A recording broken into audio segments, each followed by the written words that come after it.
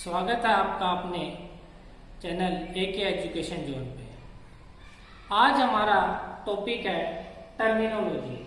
जैसा कि हमने पिछली क्लास में पढ़ा था साइंस और साइंस की ब्रांचेस के बारे में, उसी से रिलेटेड तो ब्रांचेस के रिलेटेड जो आ रहे हैं टर्म्स क्या क्या है साइंस में, जो अक्सर कॉम्पिटिशन एग्जाम में पूछी जाती है,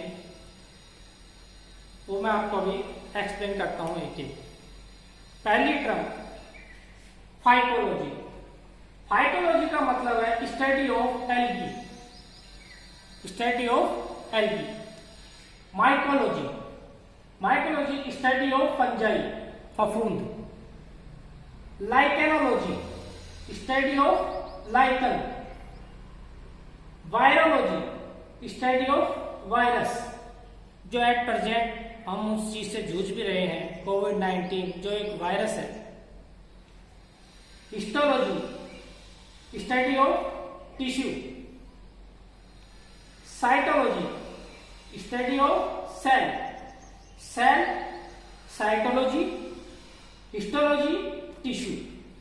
जब आगे हम क्लासिफिकेशन पढ़ेंगे, जब मैं आपको बताऊंगा कैसे सेल, सेल से बनती है टिश्यू, टिश्यू से फिर ऑर्गन, ऑर्गन से ऑर्गन सिस्टम, आगे हम इसको आगे जब हम क्लासिफिकेशन पढ़ेंगे मैं आपको इसके बारे में बताऊंगा। ठीक, ये है कार्डियोलॉजी। कार्डियोलॉजी का मतलब हार्ट, हृदय। हृदय के बारे में हम जब जो चीज पढ़ते हैं वो है cardiology. Haematology study of blood. Pedology study of soil. Neurology, neurology मतलब मस्तिष्क से रिलेटेड है। Nervous system study of nervous system. Pathology study of disease, जो रोग होते हैं, सारे रोग, जो भी रोग हो गए, खांसी जुकाम, कोई भी रोग का हम जब स्टडी करते हैं तो एक स्टडी क्लास मान लो, वो है पैथोलॉजी, तो वो है कि disease, study of disease. Dermatology, dermatology study of skin से। Okay, sericulture study of silk worm. Entomology study of insects. और लास्ट अपनी ऑर्निथोलॉजी स्टडी ऑफ बर्ड्स। अब इनमें भी जो मोस्ट इंपोर्टेंट है और जो क्वेश्चंस आते हैं और आ चुके हैं एग्जाम्स में, वो मैं आपको देखो रेड मार्क कर रहा हूं, आप उनको रिमाइंड रखना। फाइटोलॉजी बहुत important. Mycology, virology, histology, cytology, cardiology, haematology.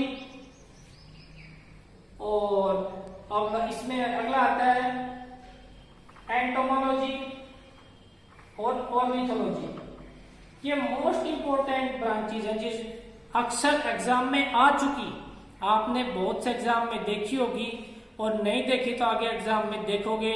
जैसे हरियाणा एसआई का आ रहा है, राजस्थान एसआई का आ रहा है, कोई रेलवे एनटीपीसी का आ रहे हैं एग्जाम, सब में आ रहे हैं। उन सब में आपको देखने को क्वेश्चन मिलेंगे। इनमें से जो ब्रांचेस से क्वेश्चन स्टडी से आ गए तो इन्हीं से आना है।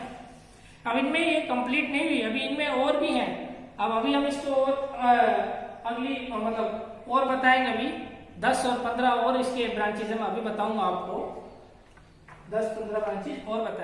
नेक्स्ट अपना पोम्पोलॉजी। पोम्पोलॉजी का मतलब स्टडी ऑफ फ्रूट्स। नेक्स्ट है डेमोग्राफी। डेमोग्राफी का मतलब study of population, study of population. Nidology study of nest. Conchology, एक है कॉन्कोलॉजी, इसका मैं अगर सी हटा दूं तो क्या बन गया ऑन्कोलॉजी। और दोनों में एक वर्ड का डिफरेंस है और अर्थ दोनों का बिल्कुल डिफरेंट है। कॉन्कोलॉजी का मतलब है स्टडी ऑफ सेल। सेल मतलब देखो ये वाला सेल है SHELL, ये वाला सेल नहीं है। इसका तो मैंने बताया था साइटोलॉजी। ये कॉन्कोलॉजी है स्टडी ऑफ सेल, और ये है ऑन्कोलॉजी स्टडी ऑफ कैंसर। ये है इक्थियोलॉजी। इक्थियोलॉजी का मतलब है study of fishes. Nephrology study of kidney. वैसे तो नेफ्रोलॉजी का मतलब क्या होता है, स्टडी ऑफ नेफ्रॉन, और नेफ्रॉन होता है, लेकिन nephron is the basic unit of kidney.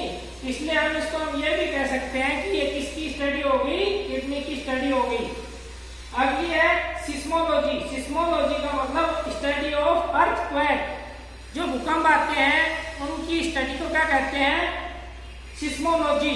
और जो उनका जो स्केल होता है जिसमें अर्थक्वेक को नापा जाता है वो भी पूछा जाता है, वो है सिस्मोग्राफ। ओके, अगला है सर्पेंटोलॉजी। सर्पेंटोलॉजी का मतलब है स्टडी ऑफ स्नेक्स। और लास्ट हमारी जो है वो है ओशियनोग्राफी, वो है study of marine organism. Marine organism का मतलब होता है, एक होता है फ्रेश वाटर और एक होता है मराइन वाटर। मराइन वाटर वो है जिसके अंदर जो वाटर की सैलिनिटी है वो 25 ppm से ज्यादा हो, 25 से 30 ppm से ज्यादा हो, वो 60। जैसे समुद्र है वो हमारा मराइन वाटर है, लेकिन जो हमारी नदियां हैं, कोई रिवर है, वो ऐसे हम फ्रेश वाटर में ले सकते हैं, फ्रेश वाटर है। ठीक है, अब इनमें सबसे इंपॉर्टेंट कौन कौन सी टर्म है वो ध्यान रखना और याद कर लेना, उनको घोट के पी लेना। Pomology study of fruits, important. Demography बहुत बार पूछी जाती है, डेमोग्राफी। कॉन्कोलॉजी और ऑन्कोलॉजी में अक्सर कंफ्यूज होते हैं बच्चे, और ये हमेशा पूछी जाती है कि कॉन्कोलॉजी किसकी स्टडी है और ऑन्कोलॉजी किसकी स्टडी है। सिर्फ इस सी का खेल है, ये हटा तो क्या बन गया, कैंसर, और ये लगा तो क्या बन गया, सेल। इक्थियोलॉजी, न्यूट्रम इक्थियोलॉजी, ये बहुत पूछी जाती है, ये भी ichthyology, study of fishes. Nephrology, nephrology मतलब स्टडी ऑफ नेफ्रॉन्स, और नेफ्रॉन्स किसकी बेसिक यूनिट है, किडनी की, इसलिए हम इसको स्टडी ऑफ किडनी भी कह सकते हैं। सिस्मोलॉजी, ये बहुत ज्यादा पूछी जाती है, क्या सिस्मोलॉजी और सिस्मोग्राफ। स्केल, अर्थक्वेक को किस स्केल में नापा जाता है वो है सिस्मोग्राफ, और स्टडी है सिस्मोलॉजी। बहुत ज्यादा क्वेश्चन, बहुत बार रिपीट हुआ है क्वेश्चन इस चीज का। सर्पेंटोलॉजी स्टडी ऑफ स्नेक्स, स्नेक्स कह लो। और ये लास्ट इंपॉर्टेंट, या जो आज तक अभी तक नहीं आई है, कोई भी कॉम्पिटिशन एग्जाम में अभी तक नहीं पूछी गई है, आगे पूछ सकते हैं, नई टर्म है, अच्छी टर्म है बहुत ही। ओशियनोग्राफी का मतलब study of marine organism.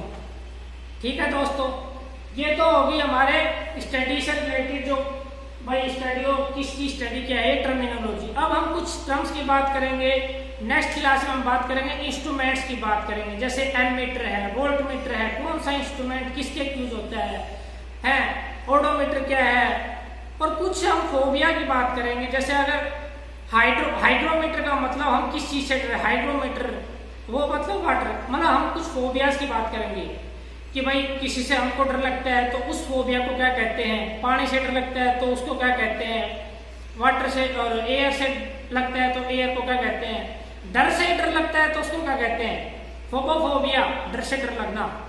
Okay, ठीक है बच्चों, मिलते हैं नेक्स्ट क्लास में, धन्यवाद।